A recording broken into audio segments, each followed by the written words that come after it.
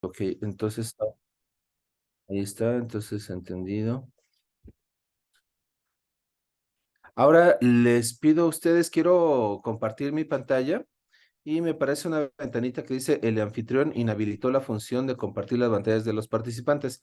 Entonces, si me pudieran habilitar la función de compartir pantalla, porfa. Sí, maestro, denos un segundo. Sí.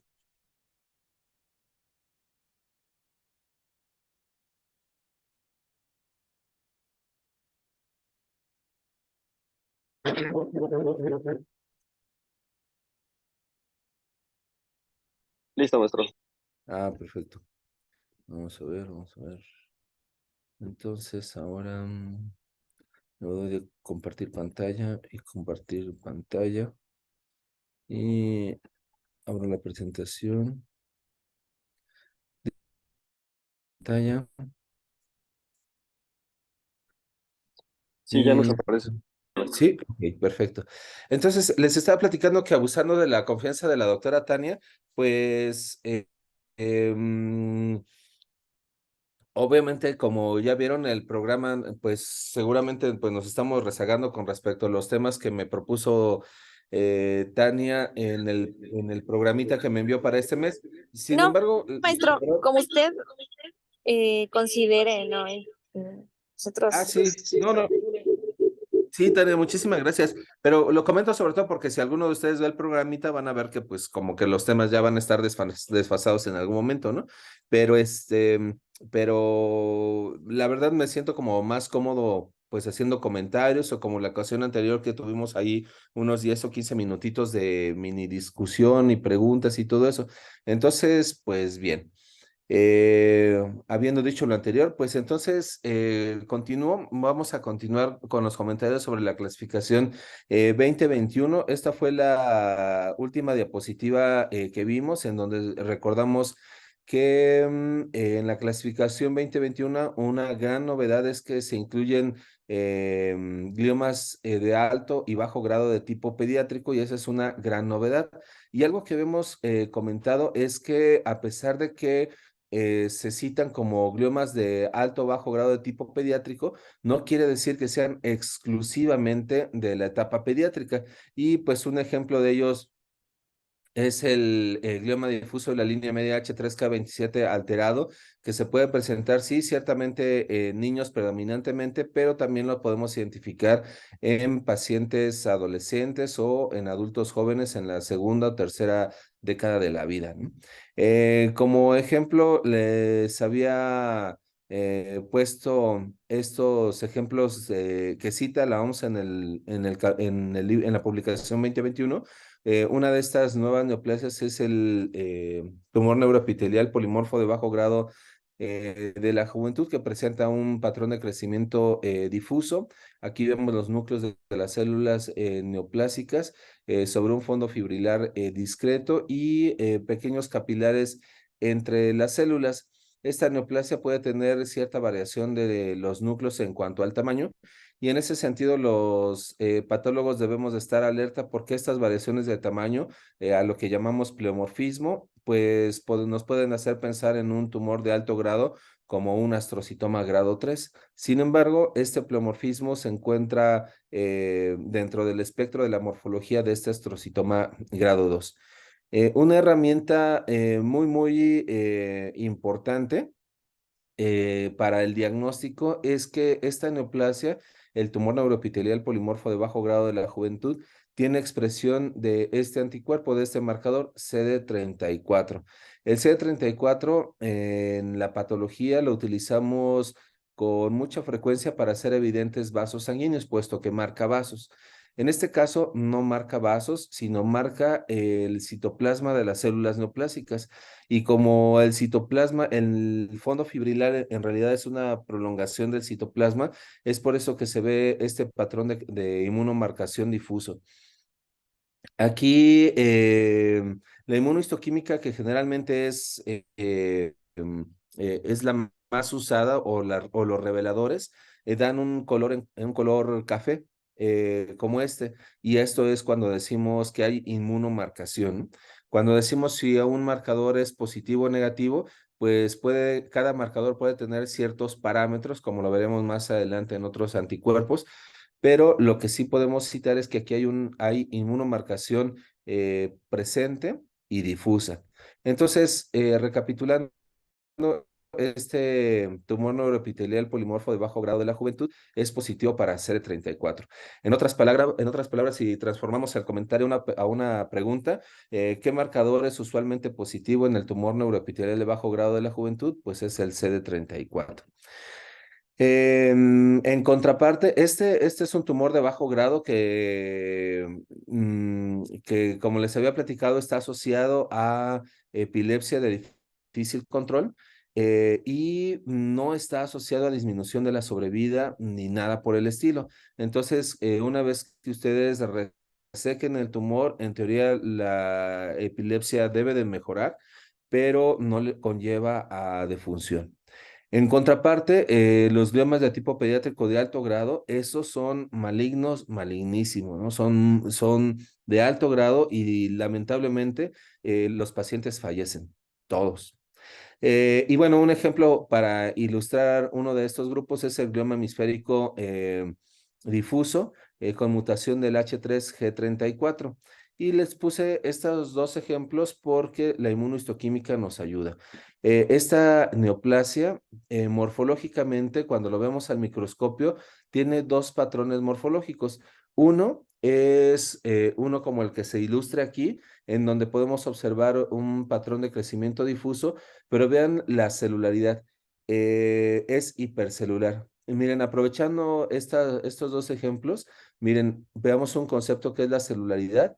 Aquí vean, la celularidad es moderada y una manera de valorarla es el espacio que hay entre núcleo y el fondo. En este caso es un fondo fibrilar, inclusive parece un fondo muy similar al neurópilo y lo podemos identificar.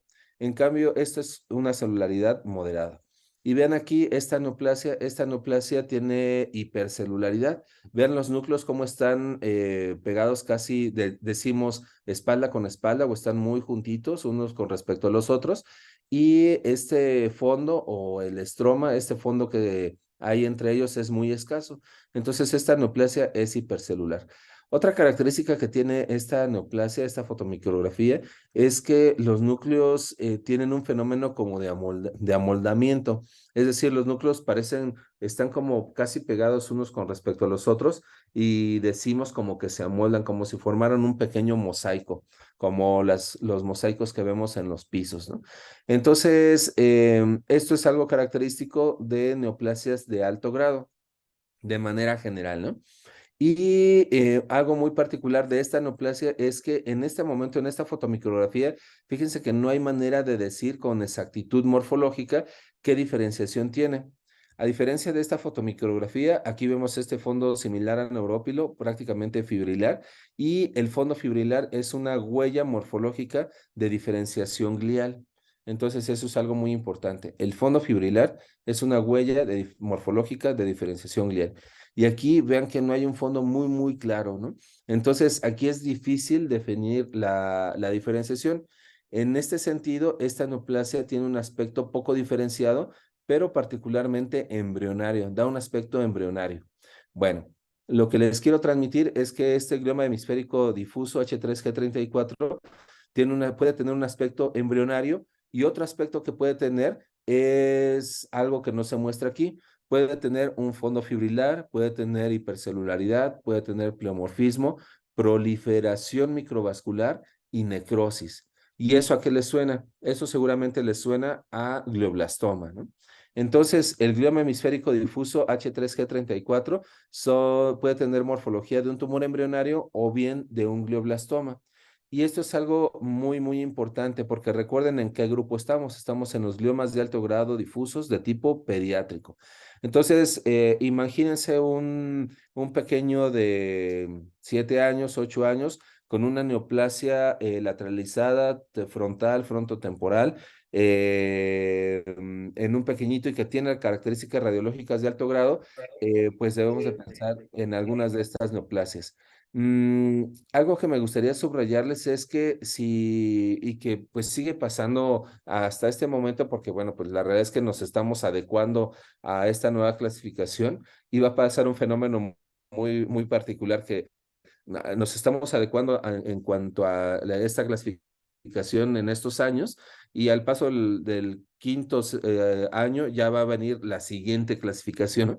Entonces, vamos a decir, apenas me la estaba aprendiendo esta y ya viene la que sigue, ¿no? Pero bueno, el punto es, la moraleja es, si veo morfológicamente la imagen de un glioblastoma, pero es en un niño, lo más probable es que no sea glioblastoma. El glioblastoma es un diagnóstico que quedó no extinto, pero sí disminuido en un porcentaje muy bajo. La clasificación 2021 cita que hasta 1 o 2% se presenta en porcentaje los glioblastomas en pediatría. En otras palabras, un glioblastoma pediátrico lo debemos super ultra mega demostrar, así. Imagínense que ustedes están en un pase de visita o platicando con algunos colegas y les dicen, fíjense que tengo un paciente que tiene diagnóstico de glioblastoma, lo puedes ver o tú qué opinas, y tiene 7 años y entonces nuestro primer pensamiento es, lo más probable es que no sea un glioblastoma, que sea una de estas neoplasias. Y bueno, pensando en que sea un glioma hemisférico difuso H3G34 mutado, pues afortunadamente también hay inmunohistoquímica, hay un anticuerpo dirigido contra la proteína mutada, que en esta fotomicrografía se ve muy bien la inmunomarcación positiva en los núcleos, vean los núcleos como son positivos de manera intensa y difusa, ¿no? Entonces, este anticuerpo H3G34, que puede ser H3G34R o H3G34B, lo más frecuente es H3G34R. Hay anticuerpos dirigidos contra esta mutación y con inmunohistoquímica logramos hacer el diagnóstico, ¿no? Entonces, recapitulando, estos son dos ejemplos de estos gliomas difusos de tipo pediátrico, tanto de bajo grado, el tumor neuroepitelial de bajo grado polimorfo, y el glioma de alto grado difuso de tipo pediátrico. El ejemplo que les ilustré es el glioma hemisférico difuso H3G34 mutado. Muy bien, pues continuando, otras novedades en esta clasificación están en el grupo de los tumores ependimarios. Los tumores ependimarios, la manera que se han abordado y que es necesario que los abordemos porque la localización está asociada a alteraciones moleculares, es dividirlos en el compartimento supratentorial, en fosa posterior y en médula espinal. Ese es el primer punto, son los tres apartados, ¿no? Particularmente con respecto a los ependimomas supratentoriales, la novedad en esta clasificación 2021 son dos. La primera es que en 2016 se agregó un nuevo tipo de neoplasia, que era el ependimoma supratentorial con función RELA. Seguramente lo habrán escuchado. Sin embargo, hubo un cambio en cuanto a nomenclatura. La neoplasia es la misma. Ya no se llama fusión RELA, sino ahora se llama fusión ZFTA. Entonces, eso es un cambio. Y el segundo cambio es que hay un nuevo tipo de ependimomas en el compartimento supratentorial, que son los ependimomas con fusión YAP1. Estas neoplasias ya habían sido descritas desde tiempo atrás, desde las publicaciones en 2015, 2016, pero es hasta 2021 en donde los ependimomas supratentoriales con fusión YAP1 se considera una nueva neoplasia.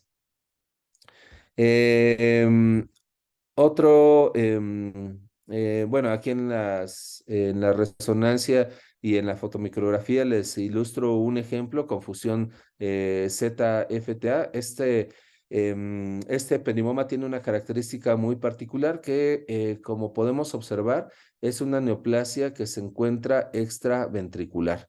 Ese es un punto asociado a los ependimomas extraventriculares. Este es un caso de un adolescente y en pediatría no es infrecuente que los ependimomas extraventriculares sean quísticos con componentes sólidos. Es por eso que estas neoplasias también las llegamos a clasificar dentro de las neoplasias que tienen presentaciones radiológicas como quísticas con nódulos murales. Este no es un nódulo usual, sino es un componente sólido.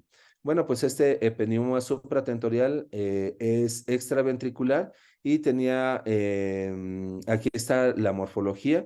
Les adelanto unos detalles de los epenimomas. Morfológicamente, la característica histológica que se presenta con mayor frecuencia es la presencia de pseudorosetas. Miren, esta foto no es para mostrar una pseudoroseta, es una foto panorámica, pero miren, esto corresponde a un vaso, un vaso, un vaso, otro vaso, otro vaso, otro vaso. Y vean cómo alrededor de los vasos hay una zona eosinófila. Aquí hay otra zona eosinófila y aquí hay otra zona eosinófila. Esto corresponde a malla fibrilar. Recordemos que los epenimomas son células gliales y por lo tanto cuando tienen transformación neoplástica, pues en realidad son gliomas, ¿no? Es por eso que tienen esta malla fibrilar y después de la malla fibrilar están rodeados por los núcleos de las células neoplásicas. Pues bien, entonces este vaso rodeado por malla fibrilar hipocelular o acelular y después rodeado por las células neoplásicas corresponden a una pseudoroseta. Por lo tanto, esta es una pseudoroseta, otra pseudoroseta, otra pseudoroseta y otra pseudoroseta. Y bueno, este es el ejemplo. Celadores subrogados. La otra novedad en la clasificación 2021 son los epenimomas de fosa posterior. Eh, eh, Estos fueron divididos en epenimomas de fosa posterior. Tenemos también anticuerpos subrogados para hacer la diferencia y el anticuerpo subrogado particularmente que usamos es el H3K27 trimetilado. Y bueno,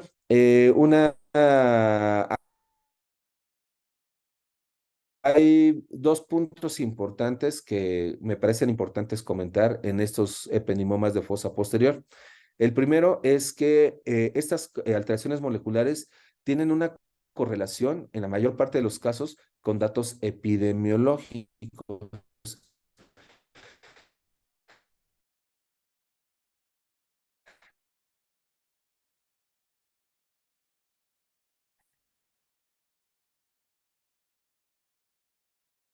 Es decir, por ejemplo, los epenimomas de fosa posterior en dato epidemiológico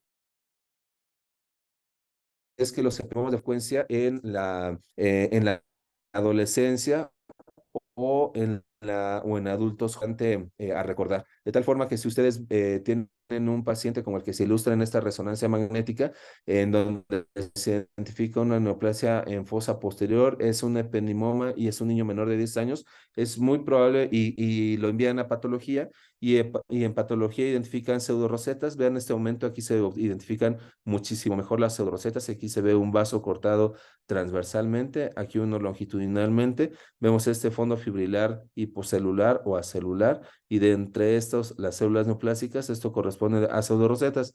Entonces tienen un paciente como este caso que se ilustra en la resonancia, lo operan, hacen una resección máxima, lo envían a patología al tejido y en patología les reportan ependimoma sin otra especificación, ¿no? O NOS. Entonces, lo más probable es que si es un niño menor de 10 años, pertenezca al grupo A. Y esto es importante porque estos que pertenecen al grupo A tienen una de recurrencia muchísimo. Eso que también en algunos estudios se han asociados a, perdón, otro cambio en el epenimoma, existía el epenimoma de médula espinal, la localización clásica es la caudequina y subependimomas, que dicho sea de paso, los subependimomas, estos pueden presentarse en cualquier compartimento, tanto supratentorial como de fosa posterior, como en médula espinal. En estos de médula espinal, particularmente estos tres, La novedad en la clasificación 2021 es que hay un nuevo tipo de ependimomas y es el ependimoma con amplificación del NMIC. Esto, para hacer el diagnóstico, sin duda, ya sea por reacción en cadena de la polimerasa o bien por FISH. Entonces, este es un nuevo tipo de neoplasia.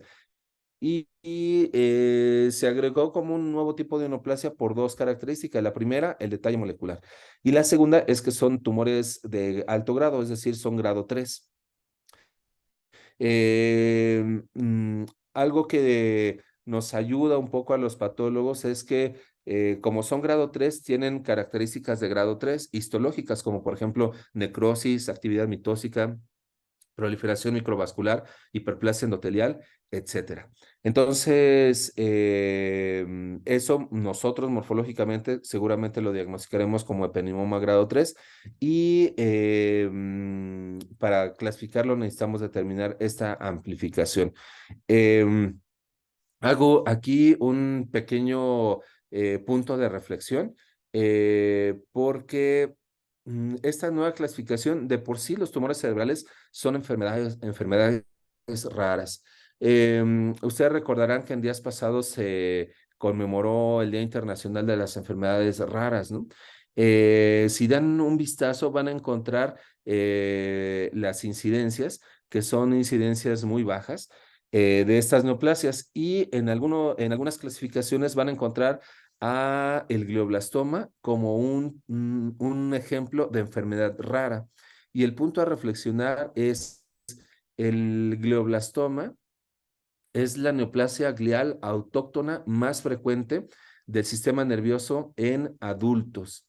Entonces, imagínense, esta que es la neoplasia autóctona glial más frecuente en el sistema nervioso en adultos, esta que es la más frecuente se considera como una enfermedad rara, imagínense todas las demás, ¿no? Bueno, a lo que voy con la reflexión es que estas entidades y estos nuevos tipos de neoplasias, como el ependimoma con amplificación del NMIC, son rarezas. Y al ser una rareza, pues en realidad no existen protocolos de tratamiento específicos. Y eso va a ser un reto también para los protocolos de investigación, porque para crear un ensayo clínico, pues se necesita un número robusto para que tenga una traducción epidemiológica importante, ¿no? Entonces, en mi opinión, nos estamos enfrentando a la paradoja de que estamos clasificando de una manera cada vez más peculiar o más fina, por decirlo así, a los tumores cerebrales, pero al mismo tiempo estamos limitando el ingreso de estos pacientes, bueno, no limitando el ingreso, pero sí limitando el poder estadístico que pueda tener un estudio.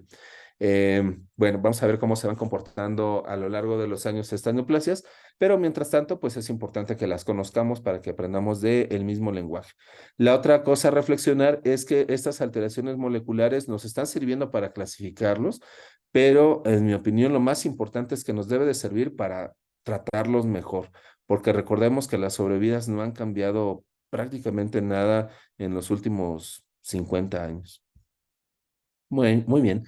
Continuando, ahora con el grupo de los tumores embrionarios en esta clasificación 2021, vean, aquí están estos tumores embrionarios, están incluidos, obviamente, el tumor embrionario estrella, el ultra mega famoso, es el meduloblastoma, es el tumor embrionario más frecuente, la neoplasia maligna en el sistema nervioso más frecuente en pediatría, entonces el meduloblastoma es la estrella.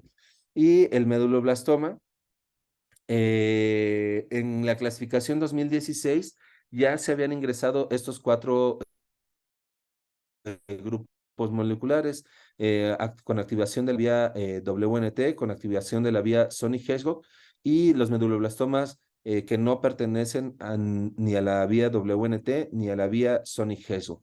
La nueva clasificación trajo como un nuevo tipo de neoplasias a los meduloblastomas que pertenecen al grupo Sonic-Hedgehog y que tienen mutación o no del TP53.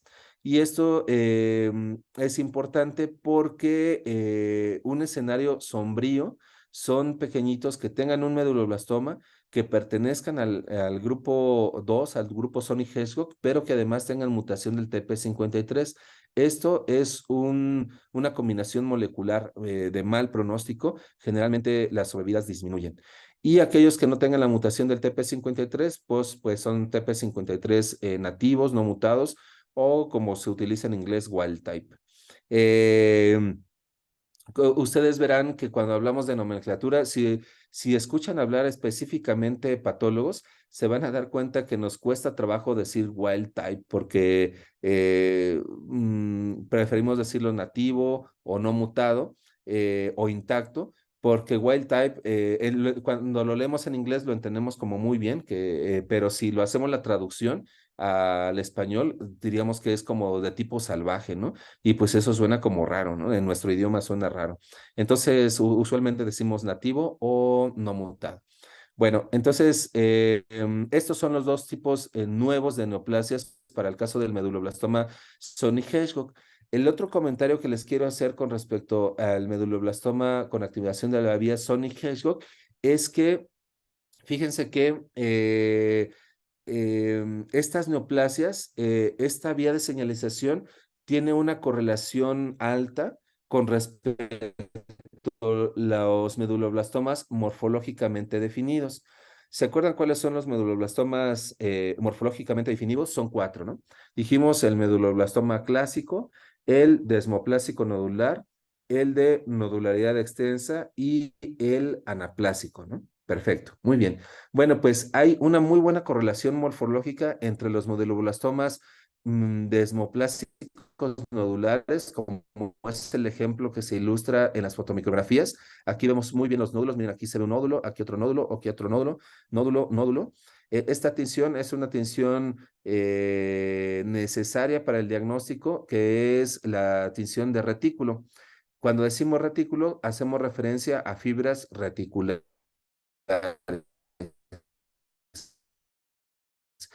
Y las fibras reticulares, como recordarán, son colágena tipo 3, es un tipo de colágena. Entonces, bueno, el detalle morfológico es que esta colágena, vean, identifiquen aquí el nódulo, aquí otro nódulo, esta red de fibras reticulares. Pero, ¿qué pasa del nódulo? Noten que el nódulo es un signo morfológico distinto del meduloblastoma. Muy bien, bueno, el punto es que cuando observamos este patrón nodular y que corresponde al desmoplásico nodular, lo que nos preguntamos es ¿a qué grupo molecular pertenece? Bueno, pues aproximadamente del 85 al 88% de los meduloblastomas que presentan, que son desmoplásico nodulares, pertenecen a la vía de señalización Sony-Hedgehog. Entonces, ese es un tip morfológico. En otras palabras, si tienen un caso como este, eh, eh, eh, más proyecciones, al igual que yo, pero bueno, esta es la que me pareció más representativa, porque fíjense que aquí tuve un error cuando abordé este tumor. Eh, eh, eh, pues usualmente no hablamos de nuestros errores cuando damos presentaciones, ¿no? Y creo que difícilmente hablamos poco de nuestros errores porque generalmente pues nos da pues de los errores aprendemos y además compartirlos y compartirlos con colegas y además hacerlo de una manera sana, pues nos enseña mucho.